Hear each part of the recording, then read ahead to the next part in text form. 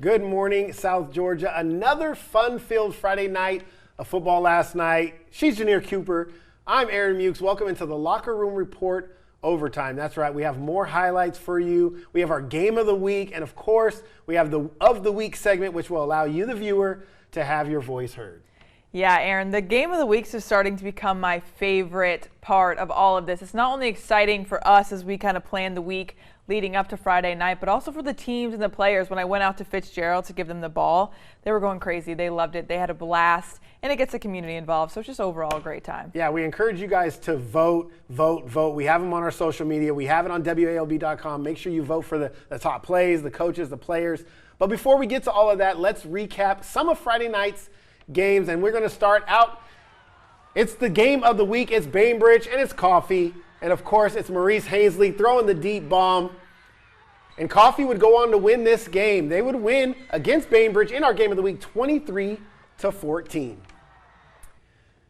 TCC in Thomasville, and it was all Thomas County Central in this one. Jalen Johnson over the middle. Touchdown TCC. They go on to win big over the Bulldogs 45-7. We talked about this game right here. We have Colquitt County Nyquar, 4 touchdowns on the night. Nyquar leads the pack to the big win over Stockbridge, 47-27. It was Cook and Valdosta in Adel, and it was Valdosta jumping out to the early lead here. This one's going to go about 80 yards. We saw Eric Brantley get the interception and run them back for a touchdown. Valdosta wins 37-20. The Syrup Makers and Golden Tornadoes in Cairo, and it was all Cairo from the start. They went up 35-0. Monroe would try to add some scores late, but they fall to Cairo 35-21. It was Sumter and Westover at Hugh Mill Stadium. Westover coming all the way back to beat Sumter in this one. They were down 18-12. They get 2 block punts, and they win 30-18. And out in Dooley County, it was Dooley County with big passing plays early, but Irwin County held them off 32-20. Now, Janier, there was a lot of high-flying action, but a lot of the conversation was about the weather. We had a number of postponed games. We had Lowndes, who's going to play today at noon. We had Atkinson and Berrien, who's going to play tonight at 8 p.m. How chaotic was it? I know you were listening to the radio and all of the games. How chaotic was it for you on your first Friday night with lightning delays? It was pretty chaotic to get texts saying, oh my God, here, this team's delayed, this team's delayed. I was at Colquitt. It's bright and sunny for the first 30 minutes, and we didn't have any weather issues out there. But to see everyone else get delayed, that was pretty chaotic. Yeah, and our thoughts and prayers are out with the people in Nashville. I know Berrien County had some weather issues that caused some destruction, so we're hoping everything's okay there. But we did have some highlights that we weren't able to get to last night, so we have them for you right now. It's Deerfield Windsor at Maclay, a humid night at Frank Shaw Field. Maclay hosting Deerfield Windsor, a team that finished state runner-up last year in the GIAA ball. Tie game, not for long. Matthew Brookins walks it in casually, and the Marauders take the 14-0 lead. Maclay finding themselves in good field position after a not-so-great punt by the Knights, and they take advantage of it. George Grant fakes the handoff and scoring on the QB keeper. It's 21-3. Maclay led to 21-10. In the second half, 30-28, the final Knights come back to get the win. All right, we have another game out in Tift County. It was Tift County and Dutchtown, Janier.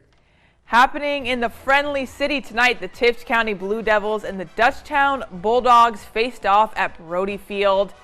The Bulldogs took a small but early lead, unable to get the touchdown.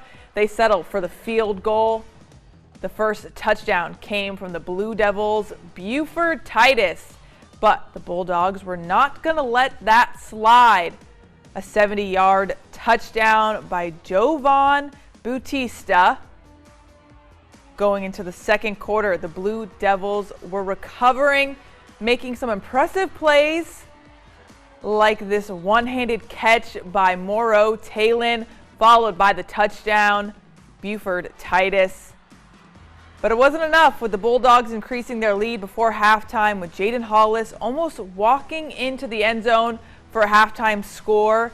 16-16, Blue Devils. Christopher Martin, 14 for 30 for the Knights, with 188 yards and 2 touchdowns. Dutchtown wins this one 52-16. All right, it's our favorite time of the week. That's right. We get to talk player, play, team, and coach of the week. And of course, we allow you to vote each and every week on our website at WALB.com. But first, let's start with our play of the week.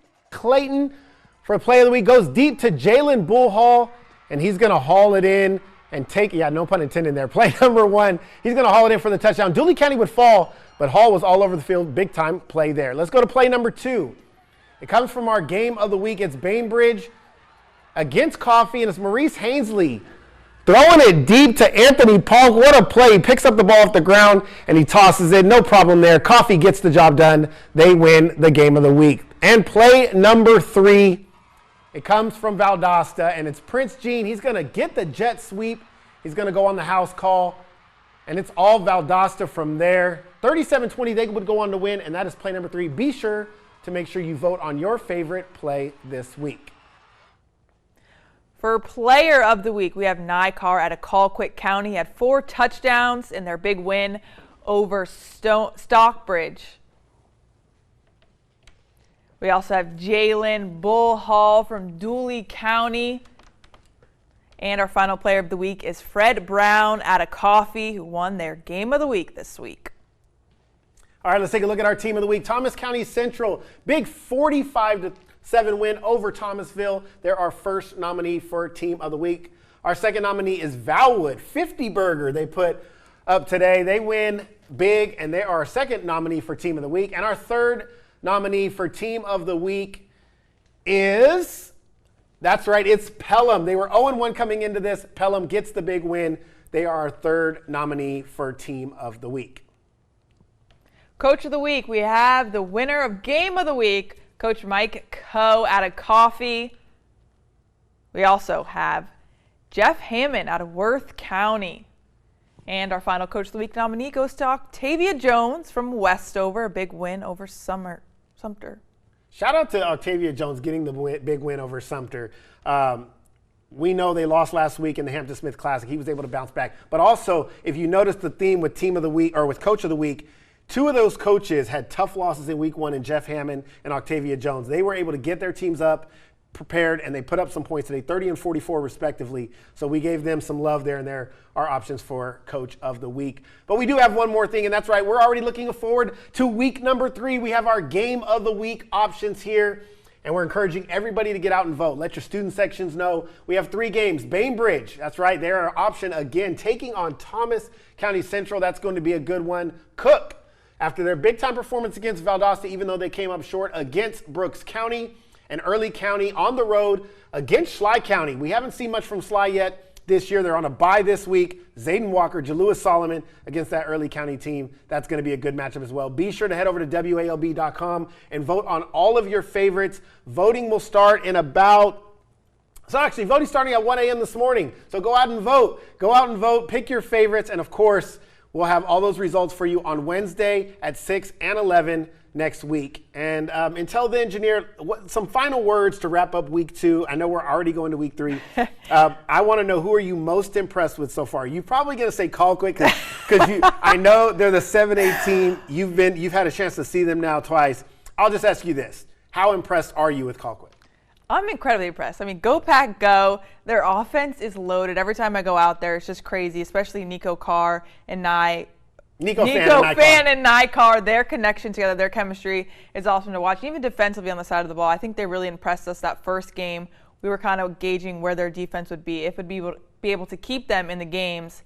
And I think these last 2 weeks have really proven. Yeah, Nykar told you he's going to go for 1,500. I think he's going to go for 1,500. He's already well on his way this season. That does it for another episode of the Locker Room Report Overtime. Until next week, have a good night, South Georgia.